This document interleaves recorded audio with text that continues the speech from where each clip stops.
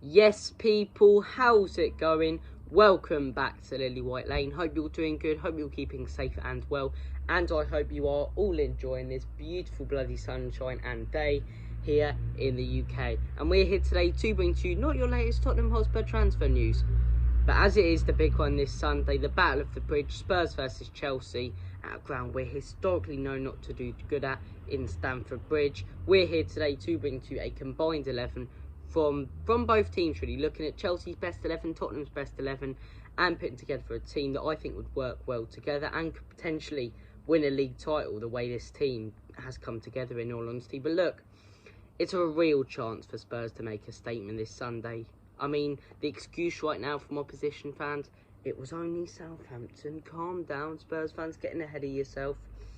It's the best we've looked in years. It's the best football we've played in years. It's the most positive the fan base has been.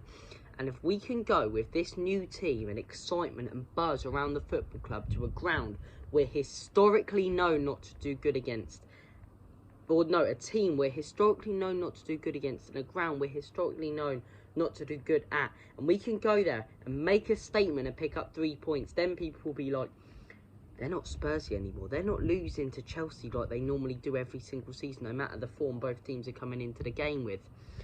If we can go out there on Sunday, beat Chelsea and beat a top team, what are people going to say? It was only Chelsea with Mark Cucurella, with bloody Kovacic, Havertz, Mount, Sterling, Koulibaly. Are they going to still be making those excuses? No, they're bloody not. And if they are, they're thick in the head. Because if we can go out there on Sunday and make a statement, that's when people will be going, shit, I don't want to play Conte Spurs. I don't want to have to take on these guys. These guys are scary. And I'm loving it at the minute that opposition fans aren't wanting to take on Spurs. They're talking about Spurs better than they have been. So look, Chelsea coming into this game, as I say, it's a very good team. Their owner thinks it's Football Manager, going out there and bidding and buying everyone he possibly can. Will they work together? I don't know. Not the best pre-season. It's going to be an interesting game. So we're here today to bring to you a combined 11, not based on form, but well, partly based on form, partly based on quality. So without further ado, let's delve straight in. Start off in goal. Edouard Mendy or Hugo Lloris, two very similar keepers. Not brilliant in what people call the new style of goalkeeping, coming out like Aaron Ramsdale does and losing it every single time he does it, almost costing his team the game on Friday. But look, they're not the type of goalkeepers like an Edison or an Alisson or a Ramsdale who are going to come out and play out from the back. But away from David De Gea, in my opinion, they're the two best shot stoppers in the league. They're both very similar at what they do. Both have very similar accomplishments, winning things for their country. As I say, Hugo Lloris World Cup winner, Edouard Mendy Champions League winner. Big trophies for each of them, as I say. I'm going to have to go with Edouard Mendy. I really am. I don't like making that choice. I don't, because I really rate Hugo Lloris and I think he's criminally underrated by non-Spurs fans in the league. But I think Edouard Mendy's that a little bit better. I think he steps up a little bit more when Chelsea need him, which Hugo Lloris hasn't done in the past for Spurs. So look, Edouard Mendy does go in goal for me. Left back, Spurs have a lot of potential in that left back position with Sessegnon coming through, Perisic, coming into the team who looks quality, getting depth in the wing back positions for Conte, which he loves. I think in a couple of years, Sessegnon will be getting into the combined 11s because I think he has the potential to turn into a really, really good player. But at the minute, you've got to look at both of Chelsea's left backs, Chilwell and Cucurella. And I think you'd have to go with Cucurella. I rate Chilwell, I really do. But I think you look at Cucurella, not just the money they spent on him, but how good this guy was for Brighton last season. The guy was a level above his team.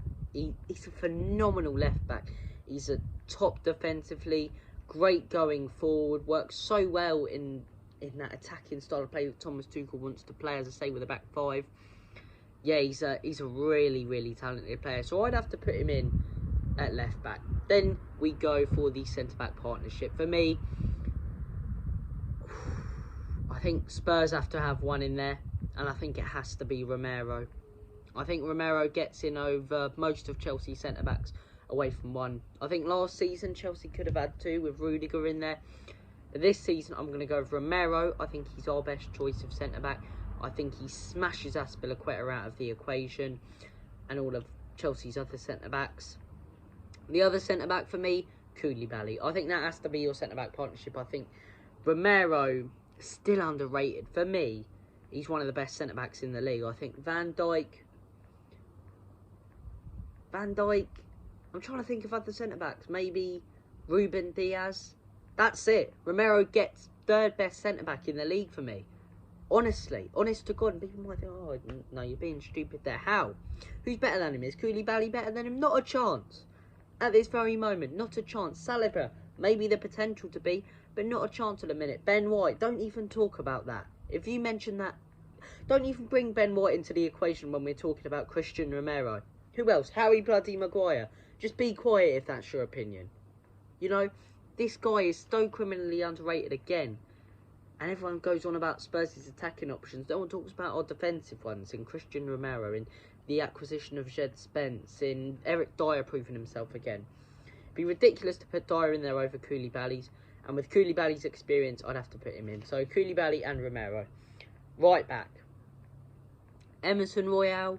Very positive game against Southampton. Jed Spence, a lot of potential. It's a tough. Who did Chelsea have as right back? I suppose they could play Aspilicueta as right back. But yeah, for me, the main option and the main choice has to be Reece James. Reece James has to get in there. I mean, Jed Spence has potential, Emerson Royale has potential, but Reece James is a league above both of them at the minute. It pains me to say that, but he really is. So that's my back four and goalkeeper done. Moving on to midfield. How could I not include Bissouma? Straight in there. Straight in there. I don't care what Chelsea fans say. You're not having both the midfield positions. Bissouma, he's a workaholic. He's a fantastic midfielder. He proved himself at Brighton last season. He's a top midfielder, and he's going to prove to everyone this season why he's one of the best in the world at what he does. He's not bloody CM Punk, but he's going to prove why he's the best at the world.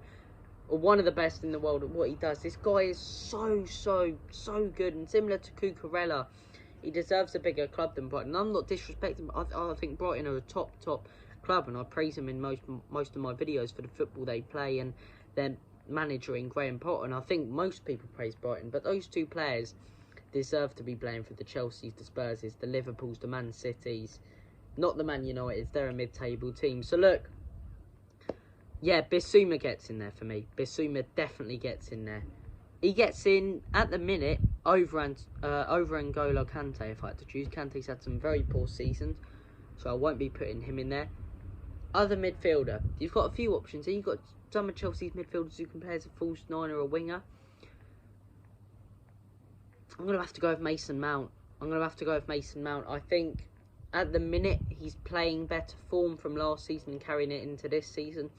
I think he's been better than N'Golo Kante, who's at one time one of the best in the world, but the last couple of seasons hasn't been brilliant.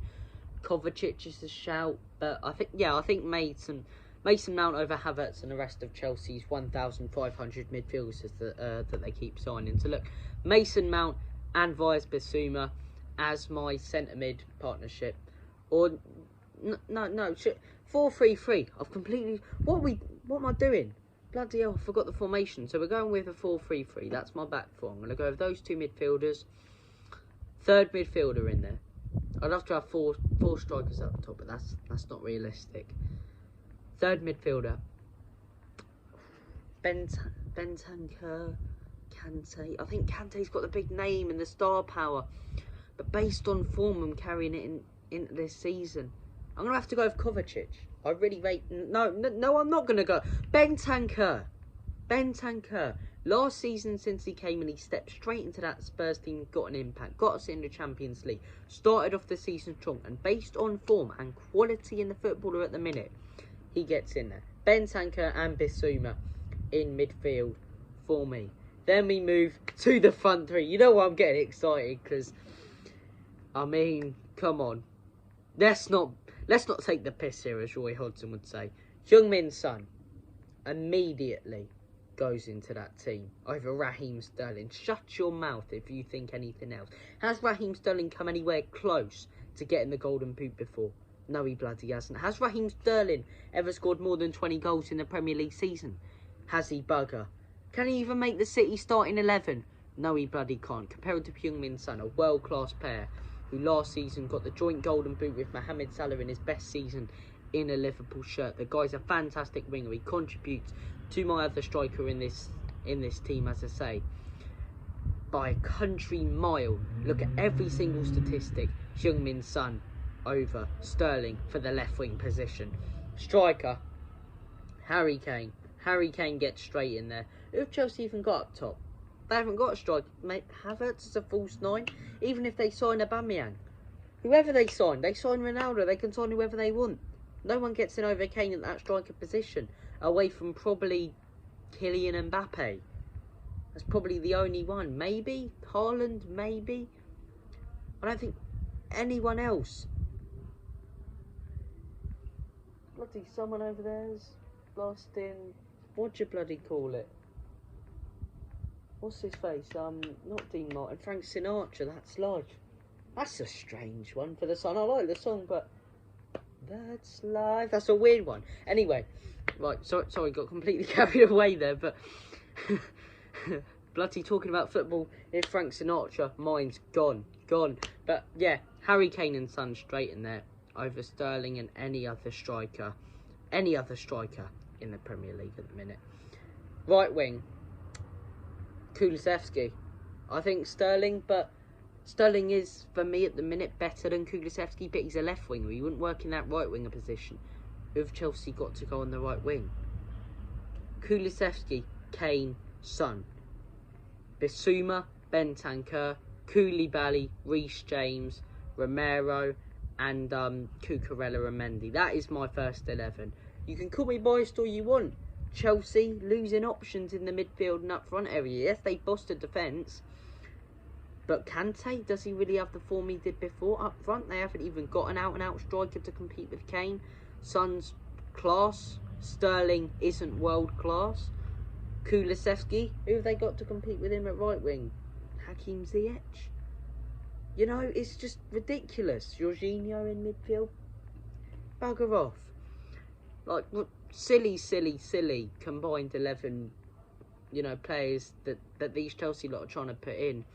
And you can call me biased. I'm not being biased. I'm trying to be as real as possible here and give my opinion. So that is my starting 11. Huge game this Sunday. We will have a match preview over the next couple of days for the game. Thank you for watching this video. Take care of yourselves. All the best. You guys are amazing. Thank you for watching. Come on, you... He's loving it, isn't he? He's bloody loving that song. He's bloody loving it. Right, thank you for watching. Take care. All the best. God bless. And as always, come on, you Spurs.